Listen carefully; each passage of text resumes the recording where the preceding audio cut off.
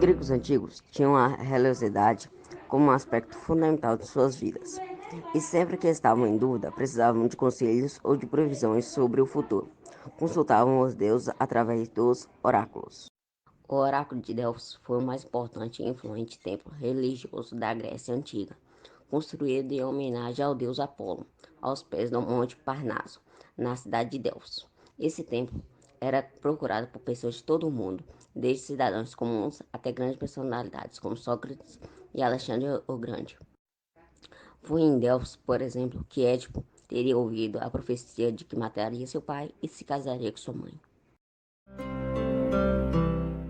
Logo ao chegar à cidade de Delfos, os gregos e visitantes que buscavam consultas deveriam se registrar e pagavam uma taxa.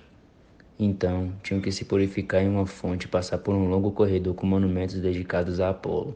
E por fim era preciso sacrificar uma ovelha ou uma cabra para que as entranhas desses animais fossem examinadas por sacerdotes em busca de sinais proféticos. Quando finalmente chegavam ao templo de Delfos, podiam apresentar suas questões.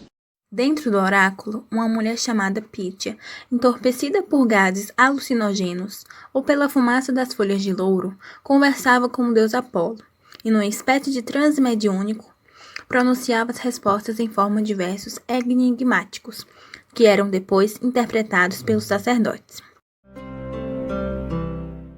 Conta o mito que Zeus, deus dos deuses e pai de Apolo, decidiu buscar o ponto médio do mundo, e para isso soltou duas aves de pontos opostos extremos, leste e oeste. As aves encontraram-se em Delfos, que foi designado como o centro da Terra, e receberam uma pedra oval denominada Ônfalo. O local pertencia originalmente a Gaia, a deusa da Terra, e era guardado por sua filha, a serpente Piton.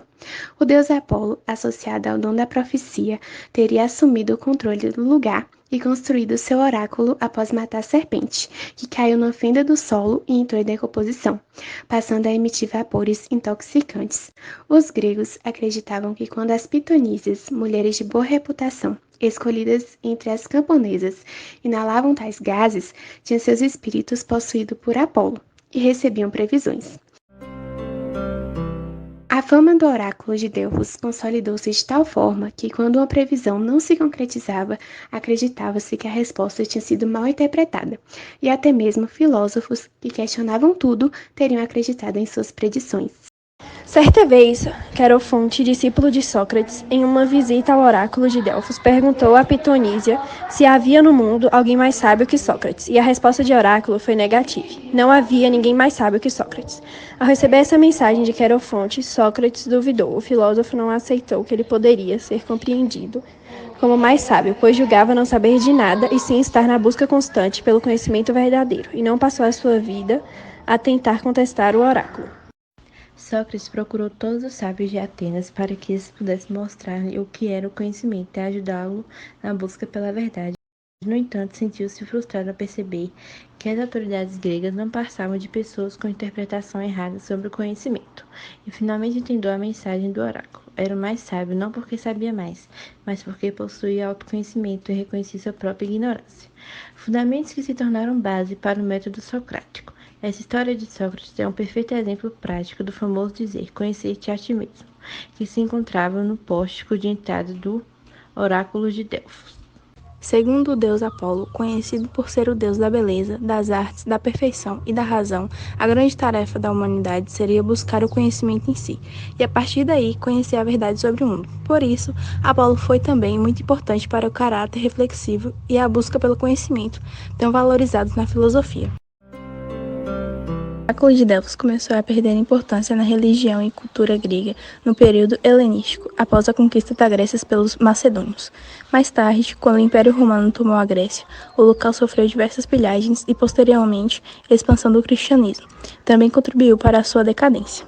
O templo pagão foi fechado definitivamente por um decreto do imperador Teodósio no final do século IV.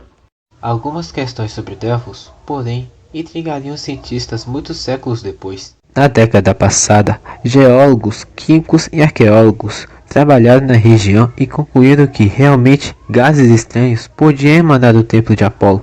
Isso porque o subsolo do local é formado por pedra calcária bituminosa, que pode emitir etileno, um gás capaz de produzir alucinações. Hoje, o Templo de Delfos encontra-se em ruínas, mas ainda atrai diversos visitantes interessados nos mistérios do local.